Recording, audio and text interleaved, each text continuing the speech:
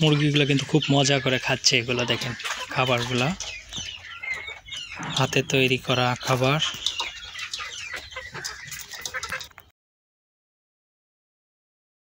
বিসমিল্লাহির রহমানির রহিম।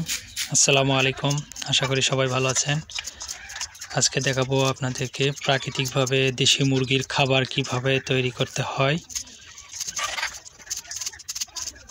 মুরগির খাবার এটা আসলে যে এলাকায় যে ভাষায় বলেন, এটা আমাদের সানসি ঘাস বলে বা হেলেন্সা। এটা দেখেন ছোট ছোট করে টুকরো করে কেটে নিচ্ছি। কেটে নিয়ে এটাকে প্রসেসিং করে নিয়ে এটা মুরগির খাবার হিসাবে তৈরি করব। এটা কাটা সম্পূর্ণ করা হয়ে গেল। এখন দেখেন এখানে খুদ দিলাম, চাউলের খুদ। এরপরে এখানে ডালের ছোপলা দিলাম, ডালের খোসা। এরপরে ভুসি দিলাম, গমের ভুসি। গমের ভুসি দেওয়া হয়ে গেল। এখন এখানে দেব হচ্ছে ভুট্টার আটা। ভুট্টার আটা দিয়ে নিলাম। এরপরে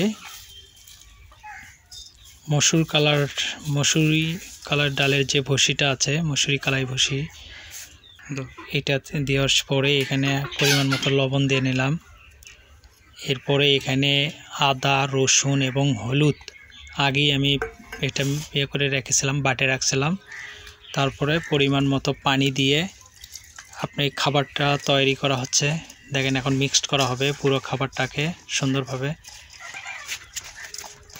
আদা রসুন দেওয়ার কারণ হচ্ছে আপনার আদাটা আপনার খাবারের পেটের হজম শক্তি বৃদ্ধি করবে। আর হলুদটাও দেখেন অনেক সময় দেখা যায় যে আমরা কোথাও কেটে গেলে সরিষার তেল দিয়ে হলুদটাকে সুন্দরভাবে সে গায়ে লাগাই। সেদিক থেকে অনেক একটা কাজ করে থাকে হলুদটা। যাই হোক, আপনার আরও বিস্তারিত জানানো যাবে। দেখেন ভিডিওটা, খাবারটি মেখে তৈরি করা হয়ে গেল। এখন মুরগিকে খাওয়ানোর, যে মুরগিটা কী পরিভাবে খায় খাবারটা, এটা দেখার আপনারা দেখতে থাকুন।